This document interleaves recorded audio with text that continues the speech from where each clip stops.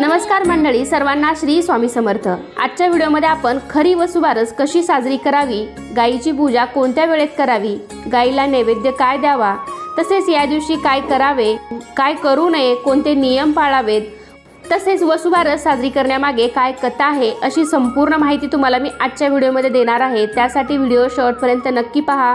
चॅनलवरती नवीन असाल तर चॅनलला नक्की सबस्क्राइब करा। लगेचच आजच्या व्हिडिओला सुरुवात करूयात। हिंदू धर्मानुसार दिवाळीचा सण रमा एकादशीपासून सुरू होतो, तो भाऊबीजेला संपतो। तर दिवाळीचा पहिला दिवस आहे 17 ऑक्टोबर 2025 रोजी, वार आहे शुक्रवार। या दिवशी रमा एकादशी आहे आणि यालाच गोवत्स द्वादशी किंवा वसुबारस या दिवशी साजरी केली जाते। खऱ्या अर्थाने या दिवसापासूनच दिवाळी सणाची सुरुवात होते। दिवाळीचा पहिला दिवस म्हणजेच वसुबारस, याला गोवत्स द्वादशी असे देखील म्हणतात। अनेक जन्माच्या कामना पूर्ण व्हाव्यात यासाठी या दिवशी गायीची तिच्या वासरासह पूजा केली जाते। भरपूर कृषी उत्पादन व्हावे, तसेच आपल्या मुलाबाळांना सुख व चांगले आरोग्य मिळावे यासाठी ही पूजा केली जाते।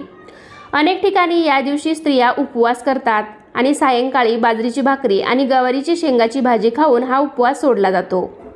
गावाकडे बाजरीची भाकरी किंवा गवारीची शेंगाची भाजी, राळ्याचा भात आणि एखादी उसळ असं सर्व करून घरातील देवांना नैवेद्य दाखवला जातो आणि ज्यांच्या घरी गायगुरे वासरे आहेत त्यांच्या घरी पुरणपोळीचा नैवेद्य केला जातो। तर या दिवसापासूनच आपण घरासमोर आकाश दिवा लावतो। दिवे लावण्याची परंपरा सुद्धा या दिवसापासूनच सुरू होते। या दिवसापासूनच दारात रांगोळी काढली जाते, गावाकडे शेणाच्या गवळणी घातल्या जातात, आकाश दिवा लावला जातो, दिव्यांची रोषणाई केली जाते। वसुबारस यातील बारस या शब्दाचा अर्थ द्वादशी किंवा 12वा दिवस असा होतो, म्हणून या दिवशी 12 दिवे लावले जातात। या दिवाळीच्या पहिल्या दिवशी सकाळी लवकर उठावे, आपले अंगण स्वच्छ करावे, दारात छानशी रांगोळी काढावी आणि सायंकाळी तुळशीचे पूजन केल्यानंतर आपण सायंकाळी गोमातेचे पूजन करावे। खरं तर वसुबारसेच्या दिवशी प्रत्यक्ष गायीची पूजा केली पाहिजे। तर इथे आता माझ्याकडे अशी जवळपास कुठे गाय वगैरे नाही, तर त्यामुळे मी तुम्हाला, आपण शहरी भागात राहत असतो तर त्यामुळे आपल्याकडे गायीला प्रत्यक्ष गायीची पूजा करणे शक्य होत नाही, तर त्यामुळे मी तुम्हाला पाटावरती घरीच गायीची पूजा कशी करायची हे दाखवणार आहे। पण जर तुमच्या घरी गाय वासरू असेल किंवा तुमच्या इथे आसपास कुठे जरी गाय वासरू असेल किंवा फक्त गाय असेल तर तिची पूजा या दिवशी अवश्य करावी। कारण आपल्या हिंदू धर्मामध्ये गायीला अत्यंत पवित्र मानलं जातं। गायीला गोमाता म्हटले जाते। तिच्या उदरात 33 कोटी देवांचा वास असतो आणि म्हणूनच गायीप्रती आपली कृतज्ञता व्यक्त करण्याकरिता वसुबारस हा दिवस साजरा केला जातो। या वसुबारसच्या पवित्र दिवशी गायीची पूजा करणं खरं तर खूप पुण्याचं काम आहे। घरातील मुलाबाळांना चांगलं आरोग्य, सुखसंपत्ती लाभावी यासाठी या दिवसापासूनच गायीचे पूजन करून दिवाळीला सुरुवात होते। जर तुम्ही शहरामध्ये राहत असाल आणि तुम्हाला खऱ्या गायीची पूजा करणं शक्य नसेल तर घरामध्येच तुम्ही पाटावरती गायीचं रांगोळीने चित्र काढून किंवा तांदळाने गायवासराचे चित्र काढून किंवा तुमच्याकडे गायवासराचा फोटो असेल, तुमच्याकडे गायवासराची मूर्ती जरी तुमच्या देवघरात असेल तरी ती पाटावरती स्थापन करून गायीची या दिवशी पूजा करावी। तर मी व्हिडिओमध्ये दाखवल्याप्रमाणे तुम्ही सर्वात प्रथम दिवा प्रज्वलित करून घ्यावा। त्यानंतर आपले आराध्य दैवत गणपती बाप्पांची, त्यानंतर बाळकृष्णाची पूजा करून मग आपण गोमातेची पूजा करावी। ही पूजा तिन्ही सांजेला केली जाते। 6 ते 7 या वेळामध्ये तुम्ही कधीही ही पूजा करू शकता।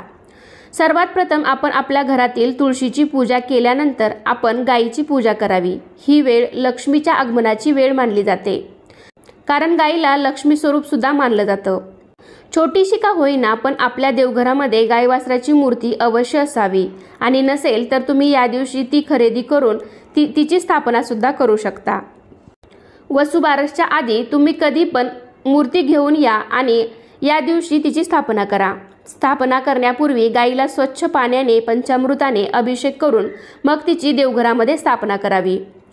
तर तुम्ही पाहिलं असेल या ठिकाणी मी गणपती बाप्पांना आणि बाळकृष्णाला अभिषेक करून घेतलेला आहे। तर त्यानंतर माझ्याकडे असा गायवासराचा फोटो आहे, तर त्याचीच मी पूजा इथे तुम्हाला करून दाखवणार आहे।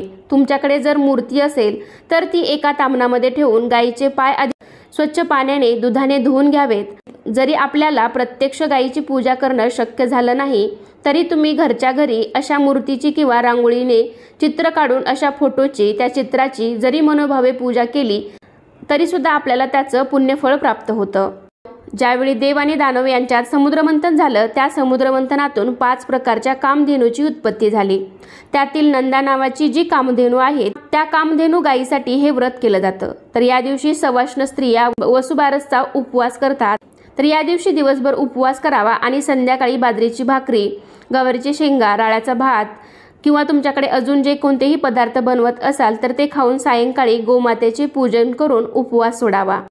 तुमच्याकडे जर गाय असेल तर तिला सुद्धा स्वच्छ स्नान घालावं, पायावरती पाणी घालावं, कपाळावरती आणि पायावरती हळदी कुंकू लावावं, अक्षता व्हाव्यात आणि एखादा फूल किंवा फुलांचा हार तुम्ही गायीला घालू शकता.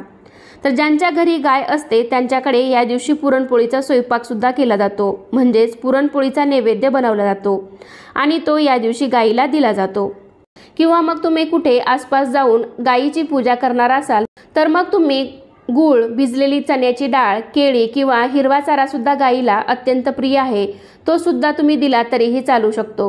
वसुबारस हा दिवस पूर्ण गायीचा असतो, त्यामुळे या दिवशी तरी आपण तिची मनोभावे सेवा करावी. तिला या दिवशी आपण विश्रांती दिली पाहिजे. तसेच या दिवशी आपण गायीचे दूध सुद्धा काढू नये, कारण एक दिवस तरी तिच्या वासराला दूध मिळालं पाहिजे.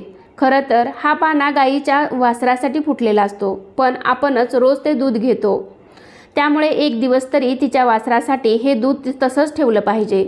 तर अशा प्रकारे तुम्ही गायीची सेवा करू शकता. किंवा मग तुमच्या घराच्या आसपास कुठे गाय असेल तर तिची पूजा अवश्य करा आणि गायीच्या मालकाजवळ तुम्हाला यथाशक्ती म्हणजेच तुम्हाला होतील तेवढी दक्षिणा तुम्ही नक्की द्या. म्हणजे 100 रुपये, 200 रुपये, 500 रुपये अशा प्रकारे तुम्ही दक्षिणा गायीच्या मालकाला देऊ शकता आणि त्या गायीच्या मालकाला सांगू शकता की गायीसाठी या पैशातून थोडासा चारा किंवा गायीसाठी पेंड आणून तिला खाऊ घाला.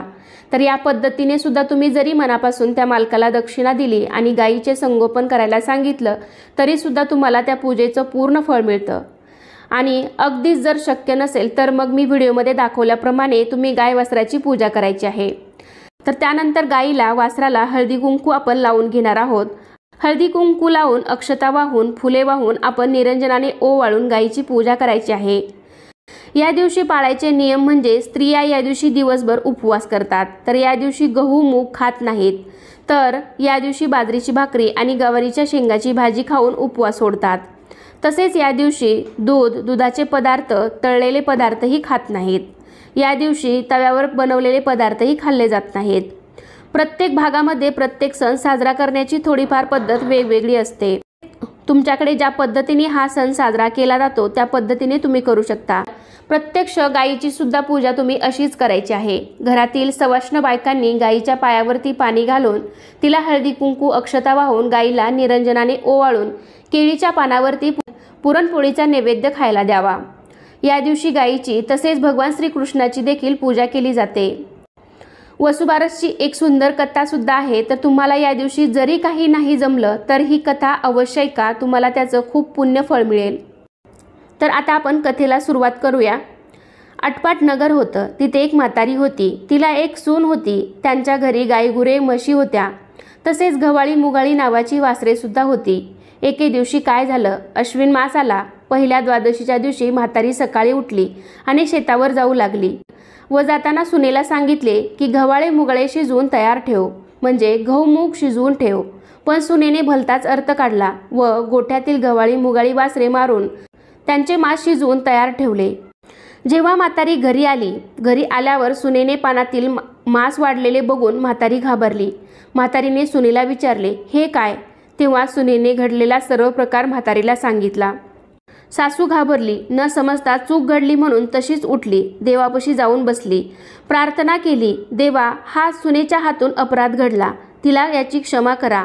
सासू देवापुढे धरणे धरून बसली आणि देवाला विनंती करू लागली, देवा, आमच्यावर कोपू नकोस. माझी सून अजान आहे. माझी गव्हाळी मुगाळी छोटी छोटी वासरं जिवंत कर. असे नाही झाले तर संध्याकाळी मी आपला प्राण देईन, असा निश्चय म्हातारीने केला. म्हातारी तशीच देवापाशी बसून राहिली. इकडे संध्याकाळी गायी आल्या, हंबरडा फोडू लागल्या. तशी देवाला चिंता पडली. म्हातारीचा निश्चय ढळणार नाही असे देवास वाटले. मग देवाने काय केले, गायीची वासरे जिवंत केली. ती उड्या मारीत मारीत दूध प्यायला गेली. गायीचे हंबरडे बंद झाले. म्हातारीला आनंद झाला, सुनेलाही आश्चर्य वाटले. म्हातारीने गायवासराची पूजा केली, स्वयंपाक करून गोडाधोडाचा नैवेद्य दाखवला आणि देवाचे आभार मानले.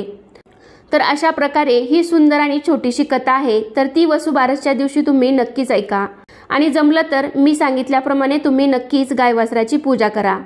तर आजचा व्हिडिओ इथे संपतोय. कसा वाटला तुम्हाला आजचा व्हिडिओ मला नक्कीच कमेंटद्वारे सांगा. व्हिडिओ आवडला असेल तर व्हिडिओला लाईक करा, तुमच्या फ्रेंड फॅमिलीमध्ये शेअर करायला विसरू नका. चला तर मग पुन्हा भेटूया अशाच एका छानशा आणि माहितीपूर्ण व्हिडिओमध्ये.